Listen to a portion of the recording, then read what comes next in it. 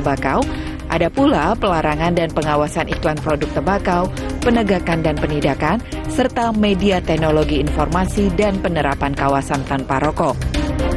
Presiden Joko Widodo menjelaskan bahwa keputusan tersebut dikeluarkan dengan fokus utama berkaitan dengan kesehatan masyarakat. Itu kan untuk menjaga kesehatan masyarakat kita semuanya. Di beberapa negara justru sudah dilarang, tidak boleh. Kita kan masih, tapi untuk yang batangan tidak, ya. Kepala Biro Komunikasi dan Pelayanan Publik Kementerian Kesehatan Siti Nadia Tarmizi mengatakan, revisi ini dilakukan untuk menekan tingkat perokok remaja yang terus meningkat. Data menunjukkan jumlah perokok terus mengalami kenaikan khususnya dari kalangan warga miskin dan remaja. Di tahun 2013, prevalensi perokok anak mencapai 7,20%. Di tahun 2016 naik 8,80%, tahun 2018 naik 9,10%, dan 2019 naik 10,70%. Jika tidak dapat dikendalikan, diperkirakan akan meningkat 16% pada tahun 2030. Tim Liputan, Metro TV.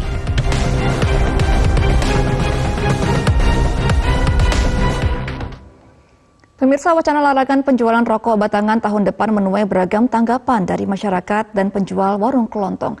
Sebagian menilai kebijakan ini kurang efektif. Agak kurang efektif juga karena biasanya kalau beli rokok batangan atau ketengan kan biasanya 1, 2, 3. Kalau untuk alasan kesehatan justru menurut saya yang kalau benar-benar serius yang harusnya yang 1 kotak langsung gitu. Gak bisa diberhentikan kalau yang udah kecanduan rokok ya tetap mau sebungkusnya berapa duit dibeli. Tetap kalau bisa dikateng ya dikateng batangan beli 3 batang atau banget karena merusak warga juga pada sakit batuk. Suami saya juga nggak pernah ngerokok. Iya. Kalau kecanduan konsep nih Bu, itu apakah ada pengaruh nih mereka atau tidak? Kayaknya sih sama aja malah pindahnya ke rokok yang kurang. Namun, apakah wacana larangan penjualan rokok batangan ini akan efektif menekan atau menurunkan jumlah perokok di Indonesia? Kita akan bergabung dengan rekan Valencia Melvinci yang sudah bersama Ketua Yayasan Lembaga Konsumen Indonesia atau YLKI, Tulus Abadi. Untuk mengulasnya, silakan Valen. Ya, selamat pagi Gemma dan juga pemirsa. Hari ini saya berada di kawasan Senen, Jakarta Pusat. Di sini di belakang saya ada beberapa pedagang yang mayoritasnya ini menjual rokok ketengan. Nah, di sini kalau dilihat sejak pagi hari tadi ada beberapa orang yang terlihat memang aktif membeli rokok ketengan dan macam-macam. Ada yang merupakan pengemudi ojek online, kemudian ada juga yang masih dalam kategori remaja, ternyata memang benar. Ada yang membeli rokok ketengan di kawasan Senen ini. Tapi saya penasaran, saya ingin tanya bagaimana sebenarnya respon para pedagang ini kalau nantinya sudah tidak boleh lagi jual rokok ketengan. Nah, di sini ada pedagang rokok ketengan namanya Pak Gunawan. Kita coba tanya, Pak Gunawan. Ya, siap. Pak Gunawan, kalau seandainya nanti tidak boleh lagi jual rokok ketengan, apa tanggapan Bapak? ya kita nggak bisa komentar ya karena itu udah aturan pemerintah. Kalau tidak bisa jual rokok ketengan lagi, kira-kira nanti berkurang omsetnya gimana dong, Pak? Udah jelas pasti berkurang. Bapak setuju nggak sama aturan itu? Sebenarnya sih tidak setuju. Mengapa? Karena mereka itu rokok sebatang belinya, kadang 2 batang. Orang tuh nggak semua punya duit. Dalam satu hari berapa banyak orang beli rokok ketengan di Bapak? Nggak tentu. 1 sampai 10, 1 sampai 1 kotak habis nggak? Ya nggak tentu juga, namanya kita jualan, ada ramai ada sepi. Oke, jadi Bapak kurang setuju ya kalau jual rokok ketengan tidak boleh lagi. Nah, makasih Pak Gunawan. Itu tadi satu respon dari pedagang rokok ketengan Pak Gunawan. Nah, tadi ada yang berbelanja rokok ketengan di Pak Gunawan. Namanya Pak Lani. Halo Pak Lani, selamat pagi. Pagi. Pak Lani, tadi saya lihat Bapak beli rokok ketengan. Biasanya Bapak beli rokok ketengan berapa banyak dalam sehari? Satu hari bisa 5, 6. Kalau seandainya nanti tidak boleh lagi jual rokok ketengan, apa pendapat Bapak? Aduh, susah juga itu kalau nggak ada rokok. Kenapa nggak belinya 1 kotak aja langsung, Pak? 1 kotak namanya temen minta yang beli ketengan tahuan. Jadi kalau seandainya nanti tidak boleh lagi belanja rokok ketengan, Bapak merasa berat ya? Iya. Oke, Pak Lani ada mungkin tidak ingin memberikan harusnya itu pemerintah biarkan saja atau tapi nggak apa-apa juga sih untuk tidak jual beli rokok ketengan lagi supaya nanti siapa tahu nanti Bapak kedepannya bisa beli rokok dalam bentuk satu kotak? Mau lah. Kalau ada rezeki mau belinya rokok rokok kotak ya Pak? Iya. Ya, dikotakan, bungkusan. Oke, kalau gitu Pak Lani terima kasih ya. Silahkan lanjut lagi aktivitasnya Pak Lani, terima kasih. Nah pemirsa, jadi ternyata ada beberapa yang memberikan respon kalau sebenarnya tetap saja ada yang bisa jual dan beli rokok ketengan karena kadang ada yang mengatakan tidak punya uang, harus dibelinya satu sekitar Rp2.000 dapat satu batang. Tapi ada juga respon yang mengatakan kalau seandainya tidak boleh jual rokok ketengan, nanti saya jadi kekurangan omset. Nah, jadi kurang lebih seperti itu tanggapan yang disampaikan oleh para pedagang rokok ketengan yang ada di kawasan Senen ini dan juga para pembeli rokok ketengan yang kalau saya lihat dari tadi jumlahnya cukup banyak. Jadi dalam satu pedagang itu bisa ada yang beli rokok ketengan satu. Dalam 5 menit kurang lebih ada 5-10 orang lah yang membeli rokok ketengan. Kita akan tanyakan langsung kepada Ketua YLKI. Di sini sudah ada bersama saya Pak Tulus Abadi. Bagaimana sebenarnya rencana dari kebijakan pemerintah ini bisa efektif mengurangi jumlah perokok. Selamat pagi, salam sehat Pak Tulus. Ya, selamat pagi Mbak Valen. Oke, Pak Tulus, ini dari kebijakan yang akan diproses oleh pemerintah ini, apakah memang bisa efektif Pak untuk mengurangi jumlah perokok, apalagi yang kalangannya remaja? Ya, saat ini memang prevalensi merokok di Indonesia, khususnya di kalangan anak dan remaja itu sangat tinggi, mencapai 9,1%. Nah, itu merupakan tertinggi di dunia dan itu menjadi sesuatu yang sangat berbahaya kalau tidak ada pengendalian. Nah, upaya untuk larangan menjual rokok ketengan ini memang satu hal yang cukup positif untuk pengendalian. Ya, jadi pengendalian saja. Selama ini kan rokok boleh dijual bebas sembarangan dan kemudian dikendalikan dengan pembatasan penjualan yang tadinya ketengan menjadi tidak boleh. Sebenarnya rokok ketengan dilarang itu juga untuk rokok putih sudah sejak dulu ya. Artinya sudah biasa. Nah, kedua, ini kan rokok ini barang yang kena cukai. Ya, kena cukai itu filosofinya, mandatorinya memang tidak boleh dijual secara bebas, gitu, karena dia benda kena cukai. Nah, artinya ini sejalan dengan undang-undang cukai di mana penjualan rokok itu harus dibatasi dan dikendalikan, baik iklannya ataupun juga penjualannya, dan ada juga kawasan tanpa rokok dan lain sebagainya. Pak Tulus, tapi kalau kita lihat nih sekarang kondisinya rata-rata mungkin pedagang ojek online, kemudian anak-anak remaja, ada lagi yang mungkin pekerjaan dia pedagang asongan di sekitar sini, mereka punya kebiasaan untuk beli rokok satu-satu karena keterbatasan ekonomi.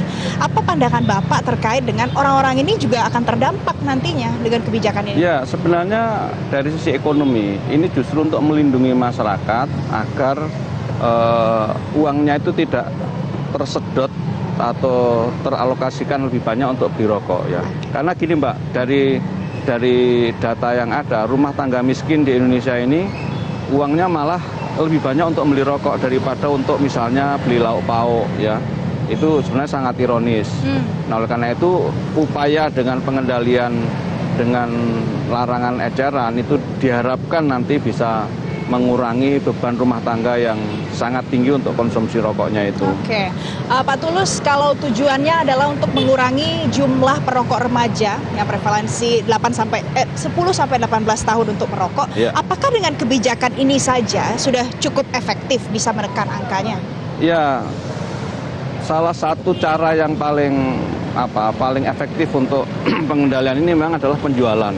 Tapi ini tidak satu-satunya untuk masalah pengendalian itu, karena ada juga pengendalian dari sisi iklan, dari kenaikan cukai. Nah, selama ini sebenarnya ketika cukai dinaikkan oleh pemerintah setiap tahunnya, tahun ini naik 10% misalnya ya, itu kadang di lapangan tidak efektif karena rokok itu masih dijual secara ketengan itu. Nah, makanya ini sebenarnya untuk mendukung agar kenaikan cukai itu efektif untuk pengendalian, bukan efektif untuk pendapatan negara saja. Nah ini maka penjualan ketengan itu memang harus dilakukan larangannya ya. Sekali lagi ini sudah lama kita dorong agar Presiden Jokowi membuat aturan yang katakanlah tegas untuk masalah pengendalian tembakau ini. Pak Tulus, Yayasan Lentera Anak sempat mengeluarkan hasil survei 71% anak remaja itu rokok ketengan mayoritasnya. 78%-nya ada penjual rokok ketengan di sekitar sekolah. Dengan kondisi seperti ini, gimana pengawasannya? Gimana supaya benar-benar ini bisa efektif? Jangan lagi ada penjual rokok ketengan supaya tidak bisa beli. Ya, nanti kalau pengawasan saya kira itu step berikutnya ya. Selama ini misalnya di retail modern itu juga sudah tidak menjual ketengan, tidak boleh dia dan tidak berani. Nah, tinggal bagaimana nanti pemerintah menciptakan pengawasan agar tidak dilanggar. Sekali lagi kalau contohnya rokok putih sudah lama tidak dijual ketengan dan itu bisa. Gitu. Menurut Pak Tulus, apakah nanti rencana kebijakan ini bisa diterapkan dengan cepat tanpa banyak problem dan juga masalah kalau kita lihat dengan kondisi lingkungan environment yang ada di Indonesia seperti ini? Ya tentu perlu transisi ya, karena kan yang biasanya kita membeli rokok itu boleh ketengan, kayak membeli permen, kayak membeli kacang goreng. Nah sekarang nanti tidak boleh lagi. Nah perlu masa transisi untuk hal itu, dan saya kira yang terpenting adalah pengawasan dan juga nanti kalau kita bicara aturan kan berarti ada bicara sanksi. Nah sanksi mana nanti yang harus diberikan sanksi, apakah pengecer besar ya atau seperti apa? Oke. Negara mana yang bisa kita contoh yang kondisinya paling mendekati dengan Indonesia, Pak Tulus? Ya di ASEAN itu sudah lama diberlakukan begitu. Ya di Thailand, di Malaysia, apalagi di Singapura ya. Misalnya di Thailand ya, saya pernah melihat langsung ketika retail yang ada di sana itu ketika menjual rokok itu tidak boleh mendisplay secara terbuka. Ya jadi rokok itu ditutup dengan kain, kemudian ada tulisan "We sell cigarette". Kami menjual rokok, tapi konsumen tidak tahu merek rokoknya apa, harganya berapa, dan apalagi ketengan, tidak bisa. Nah artinya benchmark di negara-negara ASEAN itu sudah dilakukan sejak lama. Ya, seperti tadi apalagi Singapura itu mungkin terlalu ini ya. Thailand, Malaysia, Filipina juga gitu. Oke, baik. Terima kasih Pak Tulus untuk perspektifnya pagi hari ini, dan tadi kita juga sama-sama sudah dengar ternyata kondisinya di lapangan seperti ini. Mudah-mudahan pemerintah punya jalan tersendiri supaya kebijakan ini benar-benar bisa diterapkan. Terima kasih Pak Tulus. Terima kasih Pak Valen. Dan pemirsa, itu tadi ternyata kondisi terkininya di sini ada banyak sekali mungkin yang kontra, ada yang protes, ada yang komplain, dan juga mempertanyakan apakah memang benar kebijakan ini bisa diterapkan dengan kondisi hari ini. Ada banyak sekali orang yang membeli dan juga menjual rokok ketengan. Tapi seperti yang dikatakan Pak Tulus tadi, butuh waktu yang panjang karena masih harus revisi terlebih dahulu PP yang sudah ada. Tapi mudah-mudahan apapun kebijakannya ini bisa memberikan yang terbaik bagi masyarakat, apalagi bagi kesehatan masyarakat yang terbiasa merokok, kalau tidak punya uang membeli rokok ketengan. Gema, demikian informasi dari saya hari ini dari kawasan Senen, Jakarta Pusat. Kembali ke Anda. Oke, terima kasih Valencia Melvinci atas informasi Anda. Selamat kembali bertugas. Dan pemirsa, selamat pagi Indonesia masih akan kembali dengan informasi PT Jasa Marga Persero Tbk kembali meraih predikat jalan tol terbaik 1. Selengkapnya usai jeda.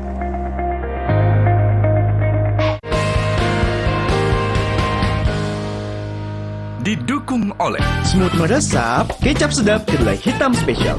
Looks good, tastes good. Di tengah tantangan dan ketidakpastian global, perekonomian Indonesia tumbuh impresif di tahun 2022.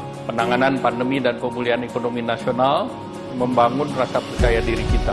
Dengan Undang-Undang Cipta Kerja, diberikan kemudahan berusaha dan menciptakan lapangan kerja. Dengan semangat dan komitmen bersama, di tahun 2023, tetap optimis, waspada, dan antisipatif. Selamat Tahun Baru